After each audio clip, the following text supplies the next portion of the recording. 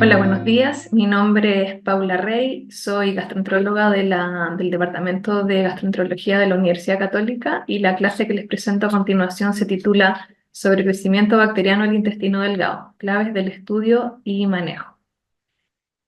El SIBO, que es un acrónimo en inglés, se refiere al síndrome clínico heterogéneo, en el cual síntomas, signos y anomalías de laboratorio son atribuidas a un número aumentado de bacterias en el intestino delgado. El estándar de oro para su diagnóstico es el cultivo de aspirado yeyunal. Esta es una condición que se reconoce desde mediados del siglo pasado en relación a síntomas que sufrían pacientes que tenían el antecedente de cirugías digestivas, cirugías de gran envergadura, cirugías gastroentéricas por úlcera péptica, por patologías oncológicas, posteriormente bypass gástrico, y se vio que estos pacientes tenían cuadros clínicos de diarrea, dolor abdominal, distensión, flatulencia, algunos incluso anemia, trastornos nutricionales, y se vio que tenían un número muy aumentado de bacterias en el intestino delgado y ahí se acuñó este término. A la fecha hay varias controversias aún en cuanto a diagnóstico, incluso en cuanto a manejo, y nos vamos a referir a ellas durante la presentación. Bueno, hay algunas dudas en cuanto al si el diagnóstico con cultivo de aspiroyunal es lo ideal. Em, lo que ocupamos en la práctica habitual son métodos diagnósticos subrogados, que serían los test de aire expirado. Ahora, respecto a la relevancia del tipo de bacterias, no solamente del número, sino que del tipo de bacteria, o cuál es la relevancia de otros componentes de la microbiota, por ejemplo, pensemos en hongos, en virus, etcétera, no es algo que tengamos muy claro y probablemente van a haber más luces sobre esto gracias a las nuevas tecnologías que se han ido desarrollando en el último tiempo de biología molecular. Y unas palabras también sobre el sobrecrecimiento metanógeno intestinal, que no es lo mismo que sí, lo vamos a explicar más adelante. Entonces, en la presentación también vamos a hablar de un par de casos clínicos, cosas que podemos ver habitualmente en la práctica, en nuestra práctica habitual, y este es un caso de una paciente, mujer de 21 años, sin antecedentes mórbidos ni quirúrgicos, y ella consulta por un cuadro de 6 meses de evolución, de distensión abdominal evidente, dolor abdominal cólico varios días a la semana y constipación. Evacúa día por medio heces caprinas. Y ella vio un video en TikTok y piensa que sus síntomas pueden ser secundarios a SIBO, que es lo que sugería este video. Un segundo caso clínico, paciente varón de 55 años con antecedentes de diabetes mellitus no insulino requirente, dislipidemia y obesidad. Este paciente se sometió a bypass gástrico hace un año y es derivado por una diarrea diaria y flatulencia anal que le parece excesiva, iniciada un par de meses después de la cirugía. El paciente tiene una colonoscopia normal con biopsias escalonadas normales y de laboratorio tiene un hematocrito 36% con un BCM 99, glóbulos blancos y plaquetas normales, función tiroidea normal, vitamina B12 baja y glicemia de 102. Bueno, esos casos los vamos a retomar más adelante. Vamos a hablar entonces de la clínica del SIBO. Es importante que tiene un muy amplio espectro y no tiene ni síntomas ni signos que sean específicos. Los pacientes pueden tener desde una distensión abdominal, dolor, diarrea, constipación. Algunos se quejan de o refieren a dinamia y debilidad y flatulencia anal excesiva. Y los casos más severos pueden tener mala absorción, hipoalbuminemia en los exámenes de sangre, déficit de B12, fierro, vitaminas liposolubles, ácidos grasos omega 3, pueden tener el folato aumentado, que se puede ser a veces una clave diagnóstica, y respecto a la vitamina K pueden estar altos o bajos sus niveles. Y bueno, este sobrecrecimiento por distintos mecanismos puede llevar a desconjugación de ácidos biliares, disminuir el pool de ácido y así afectar la absorción de las grasas, afectar la absorción de hidratos de carbono, de proteínas, como les decía previamente, déficit de vitamina B12 puede llevar, por ejemplo, a una anemia megaloblástica y en conjunto, en los casos severos, llevar una malnutrición. Ahora, al no ser una clínica específica, es importante tener claro qué condiciones se han asociado a mayor riesgo de SIBO. Entonces, podemos hablar de, por ejemplo, trastornos de la motilidad intestinal. Por ejemplo, pacientes con una diabetes de larga data, mal controlado habitualmente, en que tengan una neuropatía autonómica. Pacientes que tengan esclerosis sistémica, amiloidosis, otras condiciones como acromegalia, gastroparesia, uso crónico de opiáceos, entre otras. También las las anomalías anatómicas, perdón, por ejemplo, cirugías bariátricas, cirugías de Billroth 2, cirugías, por ejemplo, de cáncer de colon en que se haya eliminado la válvula ileocecal, cirugías por enfermedad de Crohn, etc. Otras condiciones asociadas, la hipocloridria, por ejemplo, asociada a cirugía o uso crónico de inhibidores de bomba de protones, trastornos del sistema inmune, causas multifactoriales, por ejemplo, se ha visto que puede ser más frecuente en pacientes cirróticos con daño renal crónico, en personas que tengan enfermedad celíaca, pancreatitis crónica, entre otras. Y en la última columna aparece una relación clínica no tan clara con distintas condiciones, por ejemplo, con intestino irritable, que lo vamos a retomar más adelante. Bueno, ¿a quiénes vamos a estudiar sobre esto del SIBO? A pacientes que tengan escenarios clínicos asociados a riesgo de SIBO, que fueron los que previamente les comenté, y pacientes que tengan síntomas digestivos, entre comillas, funcionales, sin una clara causa. De los síntomas que más se sugiere una asociación en cuanto a estos síntomas funcionales sería pacientes que tengan diarrea y flatulencia, los cuales son mayores predictores que la sola hinchazón, que la hinchazón es un síntoma muy inespecífico. Los pacientes que tienen constipación y SIBO hay que pensar en una flora productora de metano. Y como les decía, el rol de SIBO en intestino irritable podríamos decir que es controversial, lo vamos a retomar más adelante. Ahora, ¿qué métodos diagnósticos tenemos? Entonces, lo que les comentaba previamente, que el estándar de oro diagnóstico es el cultivo de aspirado yeyunal. Este método es un método claramente invasivo, hay que hacer una endoscopía, la cual no está exenta de riesgo. Hay un tema con la contaminación, porque la idea es obtener una muestra del intestino delgado, pero con estas cánulas que se deben ocupar, por ejemplo, hay un riesgo de que se contamine con la mucosa de la boca, que está en contacto al introducir el endoscopio, o de otros sectores del tubo digestivo. Es un método diagnóstico costoso, el cultivo es engorroso porque tienen que ser medios anaeróbicos, y hay un porcentaje de falsos negativos si es que, por ejemplo, el paciente tiene un SIBO distal, que no va a estar obviamente al alcance de nuestras cánulas, donde tomaremos las muestras, que probablemente va a ser el intestino delgado más bien próximo. Los criterios diagnósticos serían una unidad formadoras de colonias más de 10 elevado a la quinta en este aspirado yeyunal, y ese valor de corte se puso en estos estudios iniciales en pacientes con cirugías digestivas.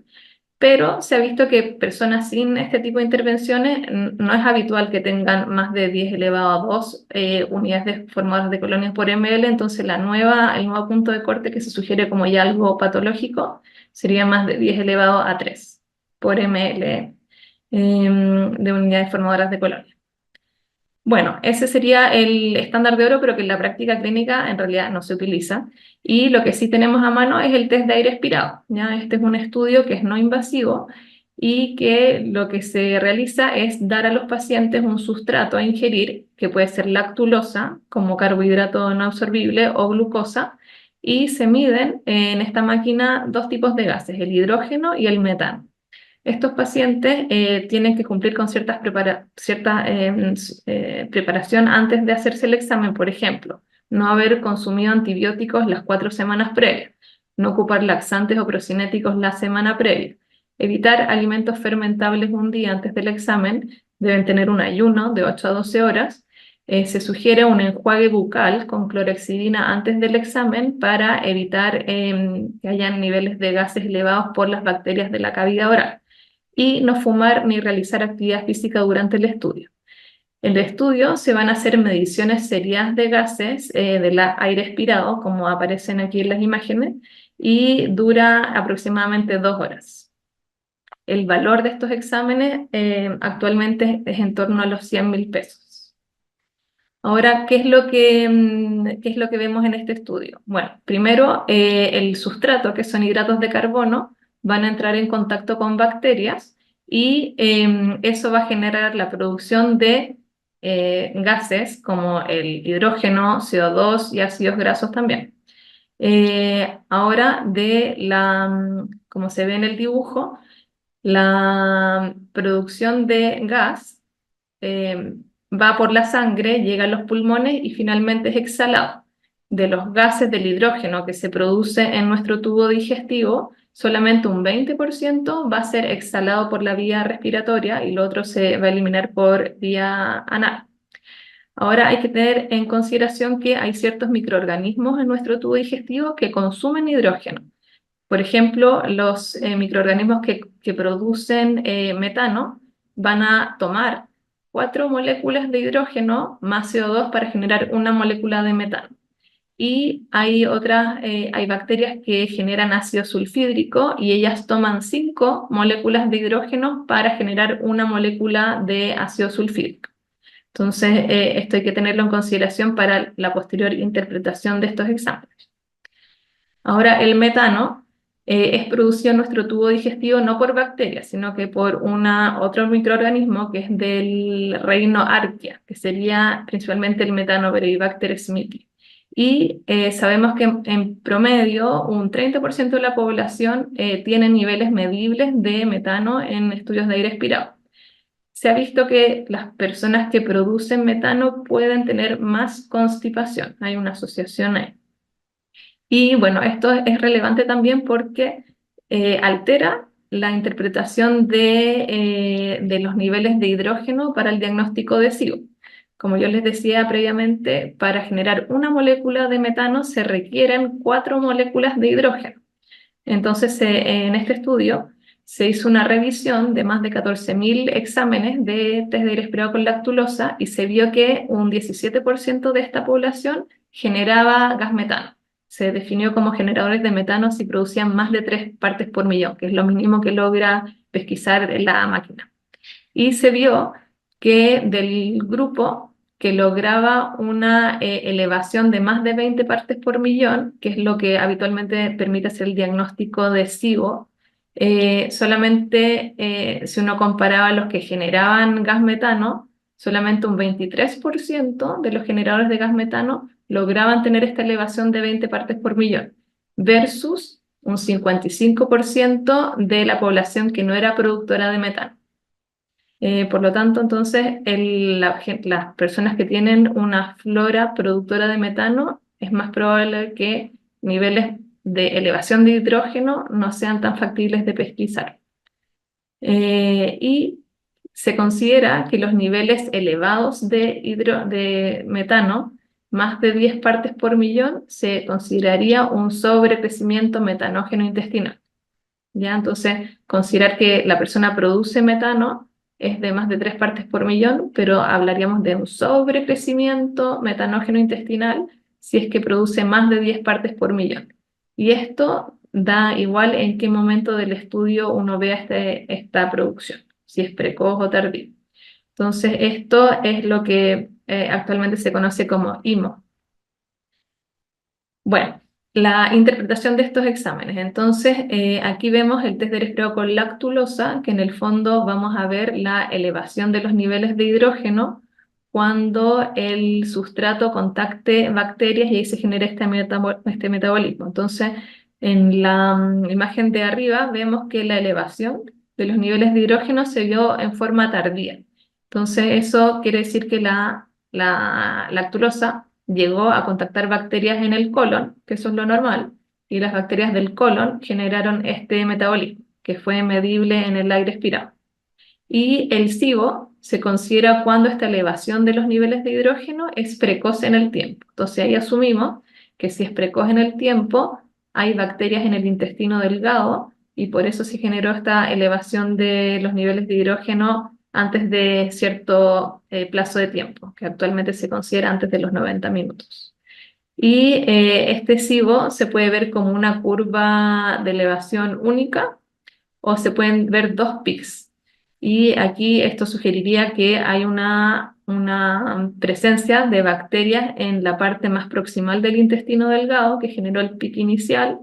Después no hay suficiente producción de gases y finalmente cuando la lactulosa llega al colon vuelve a haber un incremento de la generación de gas. Ahora, no es necesario que haya doble pic para hacer el diagnóstico de SIBO, basta con que haya una elevación, pero tiene que ser antes de los 90 minutos. El test de respirado con glucosa se considera que es positivo cuando también hay una elevación de la producción de gas hidrógeno antes de los 90 minutos y este es un examen que puede ser más específico pero menos sensible. Más específico, ¿por qué? Porque considera las bacterias un SIBO cuando hay una acumulación o una cantidad de bacterias anormales en el intestino delgado proximal. Pero el problema es que si solamente tenemos un exceso de bacterias en el intestino delgado distal, puede que la glucosa ya se haya absorbido antes de contactar con estas bacterias. Y por eso sería un examen que puede ser menos sensible cuando hay un SIBO distal. Ahora, estos son los criterios diagnósticos que estamos utilizando actualmente. Este es el último consenso norteamericano que es del año 2017 y se considera positivo cuando hay una elevación de hidrógeno respecto al basal de más de 20 partes por millón y antes de los 90 minutos. Esto tuvo un consenso de los expertos que no fue total. Y la evidencia que avala específicamente este punto de corte no es tan significativa. De hecho, por ejemplo, hay consensos en Europa que consideran que tiene que ser una elevación antes de los 60 minutos, sino de los 90. Y se considera como una flora productora de metano positivo cuando los niveles son de más de 10 partes por millón. Eso en cualquier parte, en cualquier momento del examen. Ahora, volviendo un poco atrás, las limitaciones de estos test de aire expirado, que hay que tenerlas claras al momento de considerarlo como un método diagnóstico. Hay mucha variabilidad en los protocolos de estudios que se han hecho. Algunos ocupan más glucosa, otros menos glucosa en el tipo de pacientes que se han estudiado. También el timing, en qué momento consideran que es positivo y cuándo ya sería que el sustrato llegó al colon, etc. Y eso, obviamente, comparándolo con un gol estándar impreciso, que es el cultivo, que también tiene pros y contras. Entonces, no hay un consenso en las distintas sociedades que estudian el tema respecto a cuáles son los criterios diagnósticos óptimos. Y, por ejemplo, aquí haciendo referencia a una revisión sistemática de la literatura de 71 estudios, se describió que eran bastante heterogéneos y con una deficiente calidad metodológica, y aquí vemos la sensibilidad y especificidad tanto del de glucosa como el de lactulosa, que es muy amplia entre los distintos estudios. Ahora, para reforzar lo dicho previamente, entonces el de glucosa puede tener falsos negativos si es que hay un SIBO distal, y el de lactulosa, uno de los mayores problemas que tenga falsos positivos si es que tiene un tránsito acelerado. Considerar también que la lactulosa puede favorecer una aceleración del tránsito. Y hay algunos estudios que han hecho una cintigrafía orocecal al mismo tiempo que los test de aire expirado y se ha visto que lo que demora en llegar el sustrato de la boca hasta la zona cecal puede ser muy variable, de entre 10 minutos a 220 minutos. Entonces uno asume, o estos exámenes asumen, que lo que demora en llegar el sustrato al ciego sería en promedio 90 minutos, pero sabemos que hay mucha variabilidad entre los pacientes. Entonces esto afecta el rendimiento de estos exámenes y hay que tenerlo en consideración. Bueno, otras limitaciones son lo que les comentaba previamente, que la producción de metano limita el incremento de los niveles de hidrógeno. Entonces, si es que un paciente tiene una flora productora de metano con alta producción de metano, puede que nos dé un falso negativo para SIBO. Y hay ciertas situaciones sin clara interpretación, por ejemplo, el patrón de línea plana, que no hay ningún incremento ni de hidrógeno ni de metano durante el estudio, y se sospecha que puede ser pacientes que tengan una flora bacteriana productora de otros gases que no son medibles durante el examen, por ejemplo, como el ácido sulfídrico, que no tenemos técnicas para medirlo actualmente. Y también no está claro cómo interpretar a los pacientes que, a pesar de una adecuada preparación, tienen niveles de hidrógeno muy elevados desde el comienzo. Bueno, en cuanto ahora al tratamiento, lo más importante es tratar de identificar si hay una causa subyacente y, dentro de lo posible, tratar. Por ejemplo, un diabético mal controlado, eso sería una opción de una condición factible de tratar. Pacientes con cirugías intestinales, obviamente ahí ya no es posible. Es importante, si es que los hay, corregir las deficiencias nutricionales. Y en cuanto a terapia farmacológica, lo más indicado es antibióticos, que nos permiten modular la flora para una mejoría clínica. Habitualmente la elección es empírica, porque, como les decía, habitualmente no hacemos cultivo, como para saber específicamente qué tipo de bacterias pudieran estar más aumentadas. La duración del tratamiento también no hay tanto consenso. Hay algunos estudios que han probado 7 días, otros 10, otros 14. Hay que considerar que hay posibilidad de recurrencia de este SIBO, y por lo tanto puede que requieran antibióticos en forma periódica, y siempre hay que tener claro los efectos adversos. Los antibióticos lamentablemente no van a ser selectivos, no van a modificar solo las bacterias asociadas al sobrecrecimiento, sino que también van a modificar la flora normal benéfica. Aumenta el riesgo de Clostridioides difficile, puede haber intolerancia obviamente a los antibióticos, resistencia, y obviamente hay que considerar los costos. Ahora, en cuanto a qué antibióticos usar, tienen que ser antibióticos, como no tenemos son más bien empíricos, la idea es que cubran bacterias gram positivas, gram negativas, aeróbicas y anaeróbicas. Y se han ocupado distintos antibióticos, como los que aparecen acá: amoxicilina con ácido clavulánico, ciprofloxacino, doxiciclina, metronidazol, neomicina, norfloxacino, rifaximina, que es uno de los más utilizados, tetraciclina, cotrimoxazol. Y la duración, lo más habitual, es entre 10 a 14 días. Y en los pacientes que tengan una asa ciega, por ejemplo, bypass gástrico, no serviría la rifaximina, que es un antibiótico no absorbible. Entonces, en este tipo de pacientes hay que tener claro que deben ser antibióticos absorbibles para que a través de la sangre lleguen a la mucosa intestinal de ese sector. Ahora, este es un metaanálisis de antibióticos usados en SIBO, y, como podemos ver, la mayoría de los estudios han utilizado la rifaximina. Y podemos ver estudios con distintas dosis de rifaximina. Los con dosis más baja, por ejemplo 600, 800 miligramos al día, mostraron una normalización de test de aire expirado baja, 21%, y los con niveles con dosis más altas fueron mayor. Por lo tanto, lo que habitualmente se sugiere es una dosis de 1200 miligramos al día. Ahora, los otros antibióticos que aparecen ahí más abajo, hay menos estudios en realidad. En este metaanálisis en Globo, encontraron que más o menos un 50% de los pacientes con los antibióticos normalizaban los test de aire expirado, versus un 9,8% de los tratados o manejados con placebo. Ahora, hay que tener en claro la posibilidad de recurrencia, que impresiona lógico. Si es que no podemos tratar la causa específica que favorece el SIBO, es probable que haya recurrencia.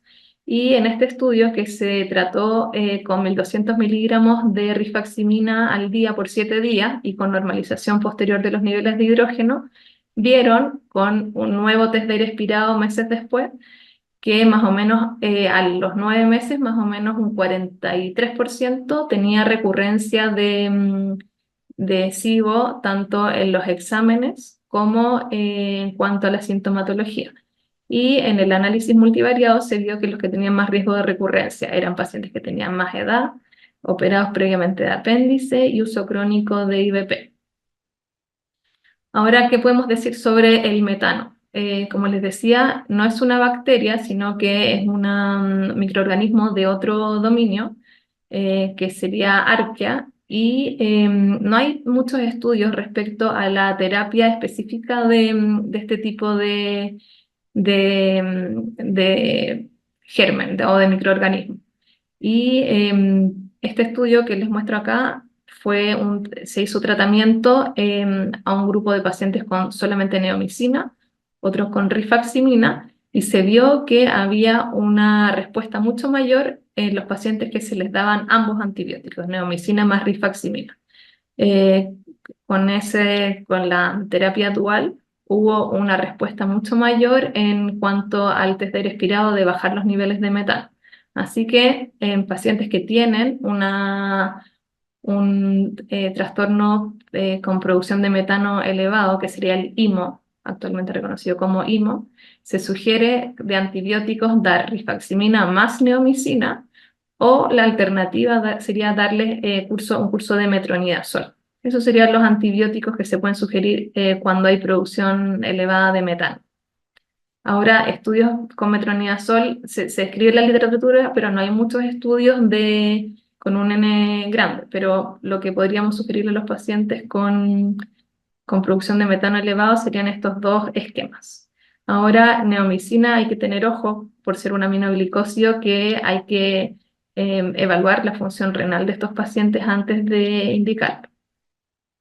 Otros tratamientos para el SIBO, hay algunos estudios con dietas alimentales, con probióticos, fitoterapia, procinéticos y también dieta baja en FODMAPs, que es eliminación de alimentos fermentables. Y en globo estos estudios son de baja calidad metodológica, son pocos pacientes, la mayoría no son controlados con placebo, entonces en realidad no hay mucha evidencia sólida para sugerir.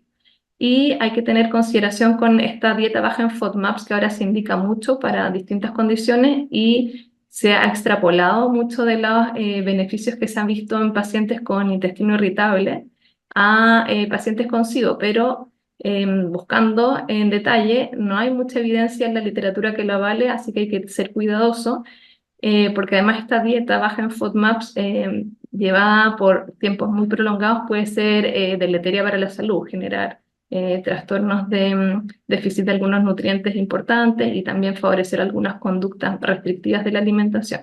Así que podríamos decir que para otros tratamientos que no sean antibióticos no hay mucha evidencia que lo sustente. Ahora, las últimas palabras, hablar sobre SIBO e intestino irritable. Bueno, el intestino irritable es un trastorno previamente conocido como dentro de los trastornos funcionales digestivos y que actualmente se les llama trastornos de la interacción intestino-cerebro, y es un trastorno que es bastante frecuente y que se debe, bueno, es multifactorial, hay alteraciones de la parte motor intestinal, hay una hipersensibilidad visceral bien significativa, pueden haber asociación a trastornos del sistema inmune, permeabilidad mucosa, y hay una relación bidireccional intestino-cerebro muy significativa. Los pacientes con intestino irritable, en cuanto a su clínica, la hinchazón, la distensión son síntomas bastante frecuentes, ya no está dentro de los criterios diagnósticos por ser síntomas que son muy inespecíficos, muchos otros trastornos lo tienen, pero son síntomas bien frecuentes asociados a dolor y trastornos del tránsito intestinal. Ahora, en cuanto a la clínica, podríamos decir que es bastante similar a lo que podríamos ver con pacientes que tienen SIBO. Por lo tanto, hay una interacción entre SIBO e intestino irritable, sí, pero no quiere decir de ninguna forma que sean, por ejemplo, sinónimos. Entonces, vamos a ver un poco más en detalle qué información tenemos sobre la prevalencia de SIBO en pacientes con intestino irritable. Y aquí hago referencia a una revisión sistemática de la literatura con metaanálisis que incluyó a más de 3.000 pacientes y más de 3.000 controles, y se diagnosticaba el SIBO mediante test de aire expirado cultivo. Y en globo se vio que los pacientes con SIBO era más frecuente en los pacientes con intestino irritable versus los controles, con un OR de 3,7. Entonces era más frecuente el SIBO en los pacientes con intestino irritable que controles. Ahora, viendo específicamente cómo fue el diagnóstico, por el método diagnóstico, en los que se había hecho el diagnóstico por cultivo, el SIBO se veía en un 33% de los pacientes con intestino irritable y en un 8% de los controles, ¿ya? Que también es más o menos un OR cercano entre 3 a 4. Y importante que la prevalencia de SIBO en estudios con test de aire expirado con lactulosa fue mucho mayor que en los test de aire expirado diagnosticados con glucosa. Eso es importante tener en consideración porque el test de aire expirado con lactulosa tiende a tener más estudios positivos, y algunos de ellos pueden ser falsos positivos. De hecho, se vio que en el test de aire expirado, si el diagnóstico se hacía con el de lactulosa, era 3,6 veces más frecuente en los pacientes con intestino irritable que el de glucosa. Y a tener en consideración que los pacientes que eran controles, o sea, que eran sanos o sin síntomas, se hizo un diagnóstico de SIBO 7,6 veces más frecuente si se ocupaba la técnica de lactulosa que la de glucosa. Así que es importante considerar que estos exámenes no son perfectos y hay un porcentaje de falsos positivos. Bueno, respecto a la terapia, la rifaximina está aprobada como tratamiento para intestino irritable en Estados Unidos o por las guías del Colegio Americano de Gastroenterología del 2021. Entonces, en estas guías se recomienda el uso de rifaximina para el manejo de intestino irritable de tipo diarrea. Recomendación fuerte con moderada calidad de evidencia. Y esta recomendación se basa en estudios que se describen en este metaanálisis, principalmente los estudios Target 1 y 2, que eran pacientes con intestino irritable, que se les daba rifaximina y se veía la respuesta clínica después de 14 días. Y bueno, las tasas de respuesta fueron cercanas a un 42% versus una respuesta de 30% en placebo. Ganancia neta terapéutica de cerca de un 10% con un NNT de 10. En relación a la evidencia recogida con estos estudios, se sugiere a la rifaximina como un tratamiento para el intestino irritable. Pero estudios posteriores permitieron identificar o trataron de identificar qué subgrupo de pacientes con intestino irritable se podía beneficiar más de esta terapia. Y ahora les nombro un par de estudios que fundamentan el manejo o el uso de rifaximina, probablemente en los pacientes que tienen sintomatología de SIBO, de intestino irritable, pero que tengan algún examen positivo para SIBO. Entonces, en este estudio de la izquierda, 93 pacientes con intestino irritable de tipo diarrea se trataron con rifaximina por 2 semanas. Y basalmente se les realizó un test de aire expirado con lactulosa. Entonces, luego de la terapia se vio que los que tuvieron mejor respuesta clínica fueron los que tenían un test de aire positivo para SIBO basalmente.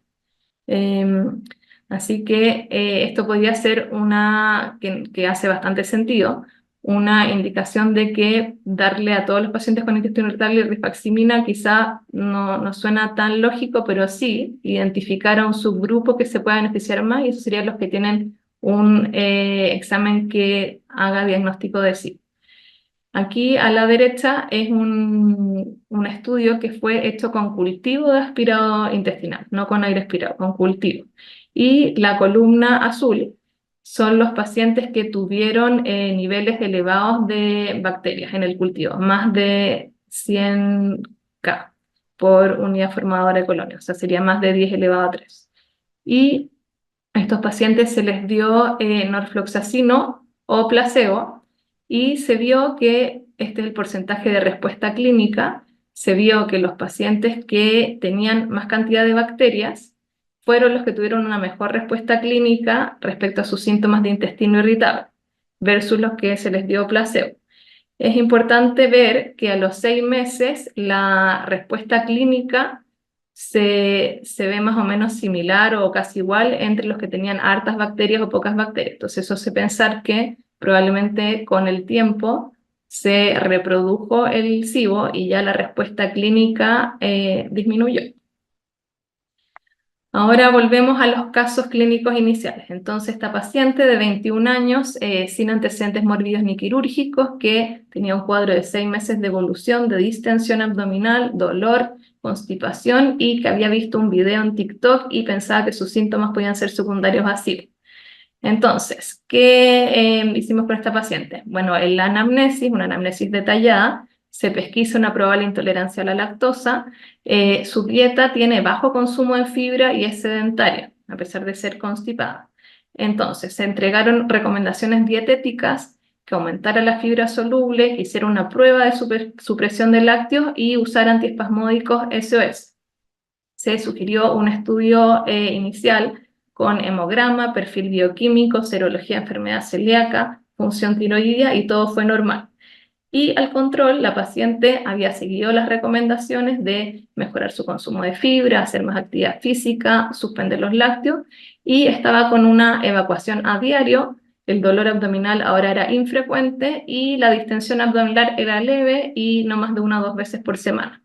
Entonces, ante esta evolución, se sugiere pedir igualmente el test de aire expirado para buscar SIBO. Lo que hicimos fue, obviamente, no pedírselo. Ella no tenía factores de riesgo para SIBO.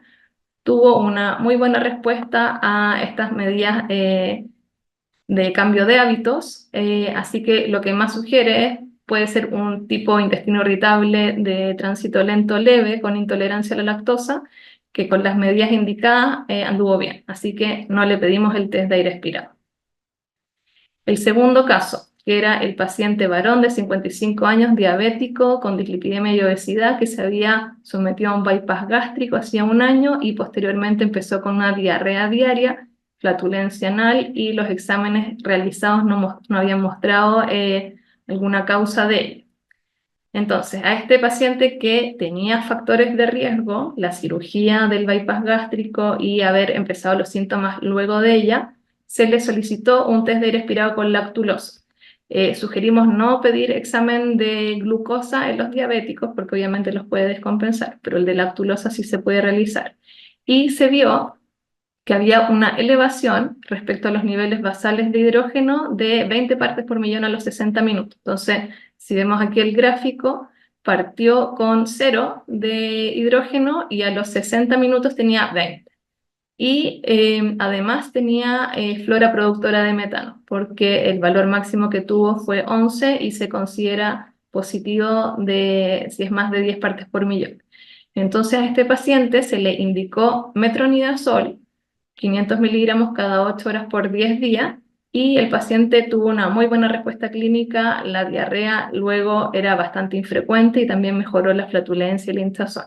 Así que el cuadro era sugerente de un SIBO con IMO, que sería producción de metano, luego de una cirugía bariátrica. Entonces, para finalizar, el SIBO podríamos considerar lo que es un epifenómeno de un trastorno o trastornos digestivos subyacentes. Las manifestaciones son diversas y son inespecíficas. Solo por la clínica no podemos llegar a diagnóstico. Y es importante conocer cuáles son las condiciones predisponentes para esto. Entonces es importante hacer una muy buena anamnesis para saber a quiénes vamos o en quiénes vamos a buscar esta condición.